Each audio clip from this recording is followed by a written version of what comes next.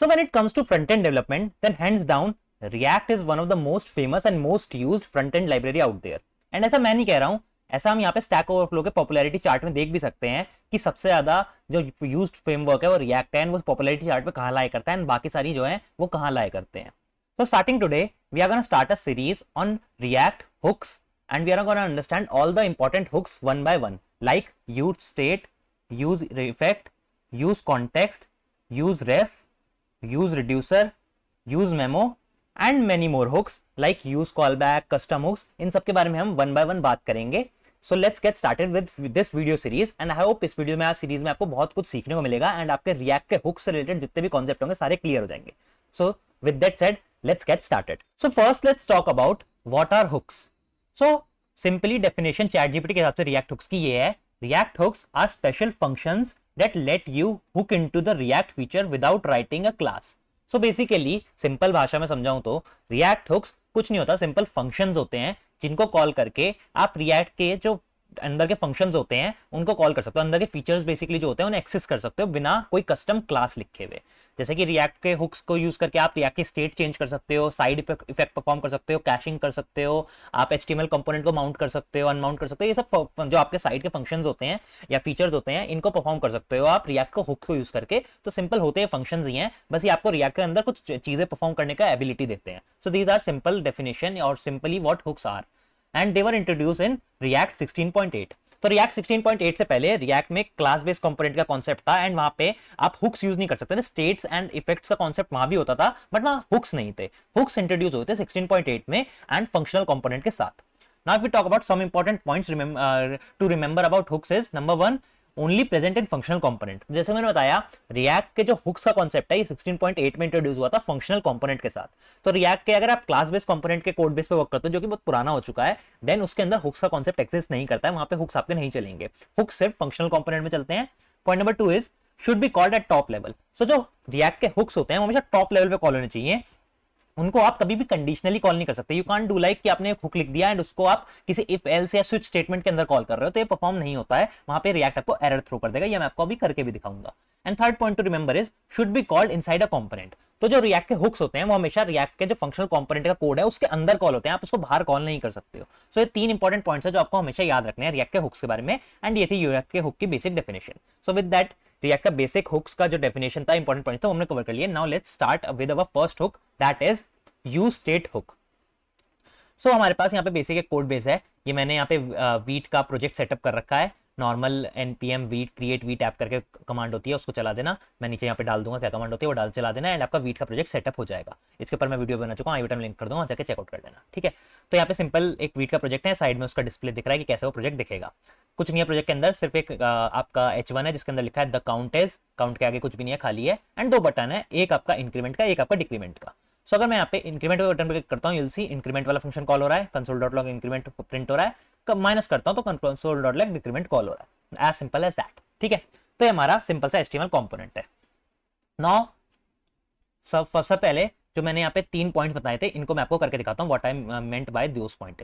तो कभी भी आपको किसी भी कंपोनेंट में, किसी भी फंक्शनल कंपोनेंट में हुक को इंपोर्ट करना होता है तो all you have to do is you have to simply से import use state from React. And ये आपका यूज स्टेट जो है डायरेक्टली इंपोर्ट हो जाएगा ऐसे कर्ली ब्रेसेस के अंदर एंड ये आपका इंपोर्ट हो जाएगा. सो ये हमारा पहला हुक है जिस बारे में हम बात करेंगे, use state.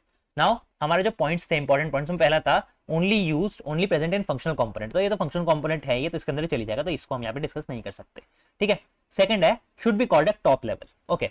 So what I mean by top level is अगर मुझे कभी भी यूज स्टेट कॉल करना होता है, फॉर एग्जांपल मैं यहाँ पे लिखता हूँ यूज स्टेट, ऐसे करके यूज स्टेट को कॉल करता हूँ. सो ये टॉप लेवल पे कॉल होगा. अगर यहाँ पे मैं एक इफ की स्टेटमेंट लगा देता हूँ जैसे कि इफ ट्रू एंड इस तरीके से ट्रू के अंदर इसको डाल देता हूँ तो you'll see React hook is called conditionally. React hook must be called at the exact same order in every component render.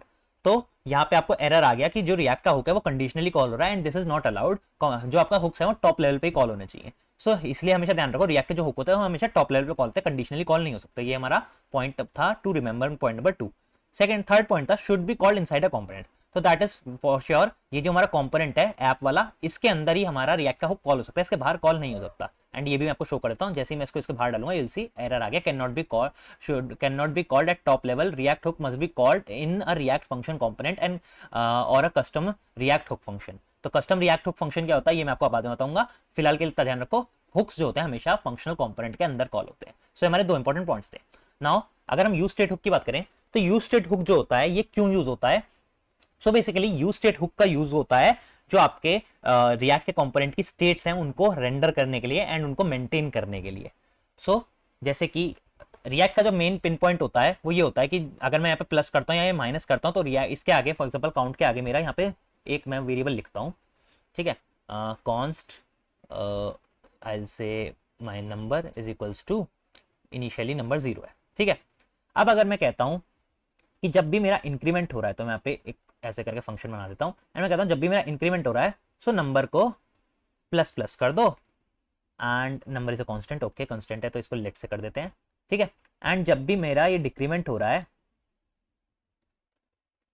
तो यहाँ पे नंबर को माइनस माइनस कर दो, if I can write number, तो ये हो गया, ठीक है। अब यहाँ पे कांस्टेंट के आगे यहाँ पे हम अपने नम को प्रिंट कर देते हैं इस तरीके से। तो अब अगर मैं यहाँ पे करूंगा तो count is plus plus sorry count is 0। अब अगर मैं यहाँ पे इंक्रीमेंट करूंगा तो इसी मेरा इंक्रीमेंट वाला फंक्शन कॉल हो रहा है एंड फंक्शन कॉल हो रहा है, दिस मींस मेरा नंबर भी प्रिंट हो रहा होगा, करेक्ट। बट मेरा नंबर जो अपडेट हो रहा है, ये जो प्लस प्लस हो रहा है वो यहाँ रिफ्लेक्ट नहीं हो रहा है। ऐसे अगर मैं माइनस करता हूँ तो माइनस का मेरा फंक्शन कॉल हो रहा है पर नंबर डिक्रीमेंट होकर यहाँ पे रिफ्लेक्ट नहीं हो रहा है। And this is the exact problem which use state hooks जो है सॉल्व करता है। अब होता क्या है, रिएक्ट का जो मैंने बस बताया मेन फीचर क्या होता है कि जो हमारा रियल टाइम रेंडरिंग है वो रिएक्ट एनेबल करता है, यानी मैं यहाँ पे प्लस पे क्लिक करूँ माइनस पे क्लिक करूँ वो मेरा रियल टाइम रिफ्लेक्ट होता है मेरे डॉम में। And this is the main problem जो रिएक्ट सॉल्व करता था, जो नॉर्मल एचटीएमएल में काफी ज्यादा हार्ड होती थी। एंड इसी प्रॉब्लम को हमारा हम सॉल्व करते हैं यूज स्टेट की तरीके से, यूज स्टेट की मदद से बेसिकली। तो यूज स्टेट हमारा इस तरीके से कॉल होता है, यूज स्टेट लिखते हैं उसके आगे 2 ब्रेसेस, देन यहाँ पे कॉन्स्ट, और ये जो रिटर्न करता है, ये जो फंक्शन रिटर्न करता है ये करता है एक एरे रिटर्न, जिसको हम ऐसे डिस्ट्रक्चर कर लेते हैं। जनरल इसका सिंटैक्स ऐसे होता है, एरे रिटर्न करता है, इसको डिस्ट्रक्चर करते हैं। एंड इसके अंदर 2 चीजें मिलती हैं एरे के अंदर, पहला होता है हमारी स्टेट, तो जैसे कि हमारी नंबर एक स्टेट है, एंड दूसरी होती है एक फंक्शन जिसके थ्रू हम स्टेट को चेंज करते हैं, तो जैसे सेट नंबर, ठीक है। तो ये हमारे 2 चीजें हमारा ये यूज स्टेट हुक जो है रिटर्न करता है। तो पहला हो गया नंबर, ये हमारी वो स्टेट होगी जो हम यहाँ पे सेट करेंगे, एंड दूसरी होगी सेट नंबर, ये वो फंक्शन होगा जिसके थ्रू हम अपनी जो स्टेट है उसको चेंज करेंगे। तो ठीक है, अब नंबर हमारा यहाँ पे ऑलरेडी कॉल हो रहा है एंड यहाँ पे जो है इनको हम कमेंट कर देते हैं फिलहाल के लिए ताकि हमें एरर ना आए। अब हमारा काउंट फिर से खाली हो गया है। खाली क्यों हो गया? ऐसा इसलिए क्योंकि जब भी नंबर है उसकी कोई अभी इनिशियल वैल्यू है नहीं। तो इनिशियल वैल्यू देने के लिए what we can do is use state के अंदर हम एक कोई भी नंबर पास कर सकते हैं, जो भी हम यहाँ पास करेंगे वो हमारे नम जो स्टेट है उसकी इनिशियल वैल्यू हो जाएगी। जैसे मैं यहाँ पे सेव करूंगा, you will see count is 0, ये मेरा आ गया है। Now if we want to change this state real time on the click of these buttons, जैसे फंक्शन तो अभी कॉल हो रहा है पर स्टेट चेंज नहीं हो रही है, तो for that we will have to call this function of set number। अब set number के अंदर हमें क्या करना होगा, what we can do is we can say set number and कैसे चेंज करेंगे, we will say number +1 कि इंक्रीमेंट कर देना, एंड ऐसे अगर हमें डिक्रीज करना है तो we can say number -1, ठीक है। अब अगर मैं इसको इंक्रीमेंट करूंगा तो we'll see मेरी स्टेट चेंज होगी एंड मेरा रियल टाइम चेंज दिख रहा होगा। So you can see use state के मदद से हम जो हमारे प्रॉब्लम थी रियल टाइम रेंडर की, जो हम नॉर्मल वेरिएबल से सॉल्व नहीं कर पा रहे थे, उसको सॉल्व कर देते हैं। बिकॉज यूज स्टेट में क्या होता है, जब भी आप स्टेट को चेंज करते हो तो रिएक्ट का जो कंपोनेंट है वो रीरेंडर होता है, एंड जो नई रेंडरिंग होती है उसमें चेक करता है कि अब इस स्टेट की क्या वैल्यू है, एंड अगर वो वैल्यू चेंज होती है तो उसको वो अपडेट कर देता है या हाइड्रेट कर देता है हमारे एचटीएमएल को नई वैल्यू से। अब मैं यहाँ पे डिक्रीज भी करूँ तो डिक्रीज होगी successfully. So this was about basic use state. Now तो क्या यूज था, यूज केस था वो तो हमने समझ लिया क्यों हम इसे यूज करते हैं। नॉर्मल वेरिएबल उस प्रॉब्लम को क्यों नहीं सॉल्व करता है। वैल्यू नॉर्मल वेरिएबल की भी चेंज हो रही होगी बट वो रिफ्लेक्ट नहीं होगी, बिकॉज जब भी आपका कंपोनेंट जो है वो रेंडर ही नहीं हो रहा होगा। बेसिकली क्या होता है, रिएक्ट में रेंडरिंग होती है, री रेंडरिंग होती है। जब भी मैं कुछ भी चेंज करता हूँ अपने डॉम एलिमेंट पर तो री रेंडर होता है, एंड री रेंडर होकर जो भी वैल्यू चेंज होती है वो नई वैल्यू रिफ्लेक्ट होने लगती है हमारे एचटीएमएल पे। In case of normal HTML या नॉर्मल वेरिएबल्स, जब भी वेरिएबल में वैल्यू चेंज हो रही है तो उससे रिएक्ट का कोई कनेक्शन नहीं है। जैसे यूज स्टेट से तो रिएक्ट का एक फंक्शन है, तो कनेक्शन है कि जब भी ये चेंज होगा तो रिएक्ट को एक इवेंट ट्रिगर हो जाएगा एंड रिएक्ट उस पर री-रेंडरिंग कर देगा। बट वेरिएबल चेंज पे रिएक्ट को पता नहीं चलेगा वेरिएबल चेंज हुआ है, वो री-रेंडर नहीं करेगा हमारे कंपोनेंट को, जिस वजह से हमारी जो स्टेट है वो यहाँ पे रिफ्लेक्ट नहीं होती है। वैल्यू चेंज होती है पर रिफ्लेक्शन नहीं आता है। तो यूज स्टेट का बेसिक काम ये होता है कि हम इसके थ्रू अपनी जो रियल टाइम स्टेट्स है उनको हैंडल करते हैं। जैसे यहाँ पे मैंने इसको वैल्यू को इंक्रीमेंट एंड डिक्रीमेंट करा। Now the way of changing a state, जैसे मैंने यहाँ पे करा है, this way of changing a state is very wrong. अब ऐसा क्यों? ऐसा इसलिए कि रिएक्ट की जो एक फीचर होता है वो ये होता है कि रिएक्ट अपनी सारी स्टेट्स को, जितनी भी मल्टीपल स्टेट्स चेंज हुई हैं, सबको साथ में कंबाइन करता है एंड एक साथ एग्जीक्यूट करता है। फॉर एग्जांपल मैं यहाँ पे अगर 3 बार अपना सेट नम को इंक्रीमेंट करता हूं एंड ऐसे ही यहाँ पे 3 बार सेट नम को डिक्रीमेंट करता हूं, सो इस तरीके से मैं 3 बार इंक्रीमेंट करा, 3 बार डिक्रीमेंट करा, तो ideally what we will think is कि जब हम सेट नम में इंक्रीमेंट कर रहे हैं, यानी 1 बढ़ा रहे हैं एंड ये 3 बार बढ़ा है, तो 0 से ये सीधा 3 चला जाएगा, क्योंकि 0 + 1 इज 1।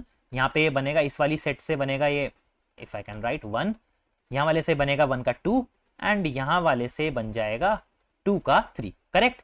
ये हम आइडियली सोच रहे हैं होगा, but react doesn't work like that. अगर मैं इसको आपको करके भी दिखाऊं, तो जैसे मैं यहाँ पे इंक्रीमेंट करूंगा एंड इसको एक बार रिफ्रेश कर देते हैं ताकि स्टेट रीसेट हो जाए। रिएक्ट की जो स्टेट वाला हुक होता है ये हमेशा रिफ्रेश पे रीसेट हो जाता है, तो इनिशियल वैल्यू होता है इसको आ जाता है, ये परसिस्ट नहीं करता है वैल्यू को। ठीक है, तो ये 0 हो गया। अब मैं इंक्रीमेंट करूंगा तो विल सी ये सिर्फ 1 हुआ, जबकि मैंने यहाँ 3 बार इंक्रीमेंट किया था। ऐसा क्यों? तो जैसा कि मैंने बताया ना, रिएक्ट जो होता है, जितनी भी स्टेट आपकी सारी चेंज हुई है उनको इंस्टेंटली चेंज नहीं करता है। ऐसा नहीं है कि यहाँ पे ये कंपाइलर की तरह चल रहा है, यहाँ पे इसे सेट नम एक बार मिला तो इसने इंक्रीमेंट कर दिया, फिर इसे एक और बार मिला, फिर इसने इंक्रीमेंट करा, फिर एक और मिला, फिर इसने इंक्रीमेंट करा। ऐसा रिएक्ट वर्क नहीं करता है।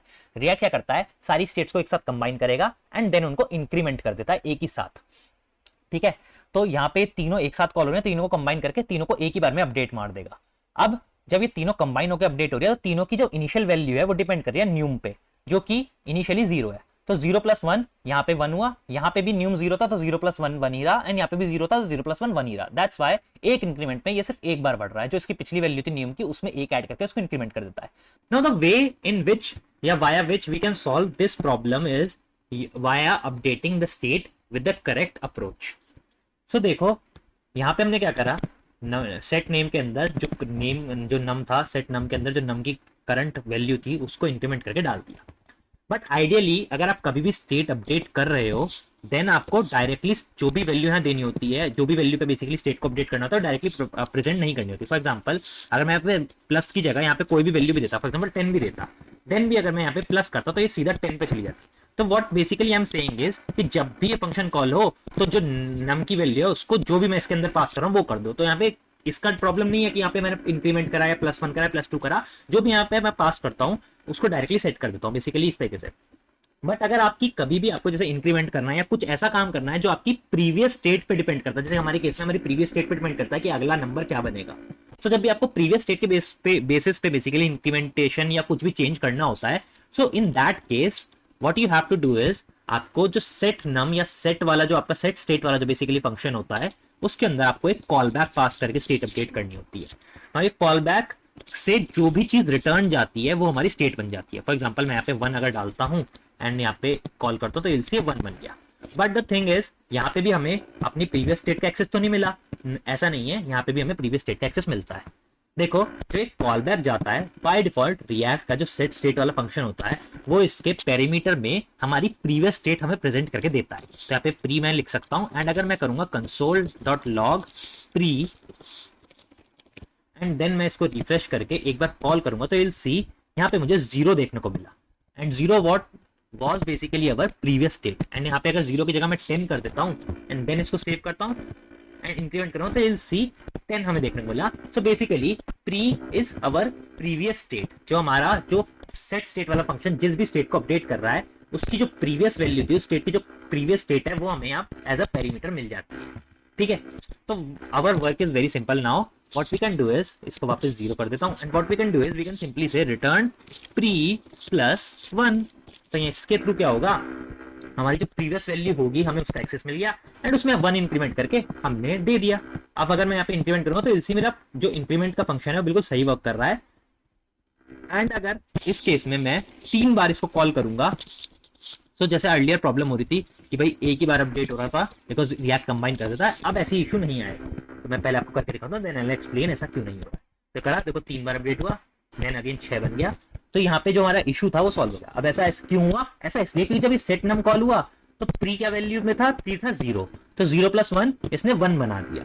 ठीक है, एंड 1 हमारे यहाँ पास हो गया। देन जब ये वाला कॉल तीनों कंबाइन होके हुए बट अब क्या है, न्यूम की जो वैल्यू थी उसके ऊपर तीनों डिपेंड नहीं कर रहे हैं, अपनी प्रीवियस वैल्यू पे डिपेंड कर रहे हैं। तो प्रीवियस वैल्यू यहाँ पे एक बार अपडेट हो गई, देन उसकी वैल्यू प्रीवियस अपडेटेड वैल्यू यहाँ आई, उसको इसने +1 कर दिया, एंड देन उसकी अपडेटेड वैल्यू यहाँ आई, उसने उसको अपडेट कर दिया। सो अब नम का जो वैल्यू है, बेसिकली क्या होता है ना, जब कंबाइन होता है सो ये कॉल हो रहे होते हैं, लेकिन नम की जो वैल्यू है उसको लास्ट में अपडेट करते हैं। असिंक्रोनसली रिएक्ट वर्क करता है। अगर रिएक्ट के बारे में डिटेल में पढ़ोगे तो रिएक्ट बेसिकली असिंक्रोनस होता है। सो ये आपके फंक्शन जो है चल रहे होते हैं, बट नम वाला जो फंक्शन है वो सबसे लास्ट में अपडेट होता है, जब आपका ये पूरी जितनी भी स्टेट्स आपकी चेंज हो रही है सारी चेंज हो जाती हैं, उसके बाद उनका रिफ्लेक्शन आपके स्टेट्स के अंदर दिखता है। तो यहाँ पे क्या हो रहा है, स्टेट पे हम डिपेंड ही नहीं कर रहे हैं, हम उसकी प्रीवियस वैल्यू पे डिपेंड कर रहे हैं, एंड प्रीवियस वैल्यू तो हमारी चेंज हो ही रही है। सो इसीलिए हमारी प्रीवियस वैल्यू अपडेट हो जा रही है, एंड फाइनली जो हमारी प्रीवियस वैल्यू से जो फाइनल जो हमारा लास्ट फंक्शन है उससे जो हमारी वैल्यू निकली वो हमारी नम में सेट हो जा रही है, एंड दैट्स वाई हमें यहाँ पे 3 का इंक्रीमेंट करने को मिल रहा है। आई होप आपको ये समझ आ गया होगा, थोड़ा कॉम्प्लिकेटेड है आई नो, बट अगर नहीं भी समझ आ रहा है तो आप बस इतना समझ लो, कभी भी अगर आपको अपनी प्रीवियस स्टेट के बेसिस पे स्टेट में चेंज करना होता है, सो आइडियल कंडीशन में आपको हमेशा अपनी एक कॉल बैक फंक्शन के अंदर प्री पास करके देन अपनी स्टेट को चेंज करना होता है। This is the correct way of changing state in React. The earlier way like this, अगर आपको सिंपल डायरेक्टली सेट करना है, फॉर एग्जांपल आपकी स्टेट है इज लोडिंग करके कोई स्टेट है, एंड आपको सिंपली उसको ट्रू या फॉल्स करना है, तो उस केस में आप डायरेक्टली सेट कर सकते हो, देन इट्स ओके। बट अगर आपकी प्रीवियस स्टेट पे डिपेंडेंसी है आपकी नई स्टेट की, उस केस में इस तरीके से स्टेट को सेट करना is ideally and is recommended, because उस तरीके से स्टेट सेट करने में आपके इश्यूज आ सकते हैं। So that's it for use state I guess. हमने यू स्टेट क्या होता है सही से कवर कर लिया, क्यों यूज करते हैं वो हमने सही से देख लिया, कि जो नंबर नॉर्मल वेरिएबल होता है उसके थ्रू हम स्टेट को अपडेट नहीं कर पाते, तो इसलिए हम यू स्टेट यूज करते हैं। कैसे यू स्टेट को लिखते हैं, बेसिक हुक्स के क्या पॉइंट्स टू रिमेंबर होते हैं वो हमने बात कर लिया, एंड कैसे एक प्रीवियस स्टेट के बेसिस पे नई स्टेट को अपडेट करता है वो भी हमने समझ लिया। So that's pretty much in use state. Use state में ज्यादा कुछ है नहीं, so I hope use state hook आपको सही से समझ आ गया होगा, and in next video we will talk about use effect hook, that is another very important hook in React. बाकी ये वीडियो अच्छी लगी हो तो वीडियो को लाइक कर सकते हो, एंड इस सीरीज को अगर आपको फॉलो करना है तो चैनल को सब्सक्राइब कर सकते हो। I will upload a video every week every Sunday, and I will try to कि वेडनेसडे भी कर सकूं, सो आप सब्सक्राइब कर सकते हो एंड नोटिफिकेशन बेल को दबा सकते हो, and I will see in the next one. Till then have a nice day and keep coding.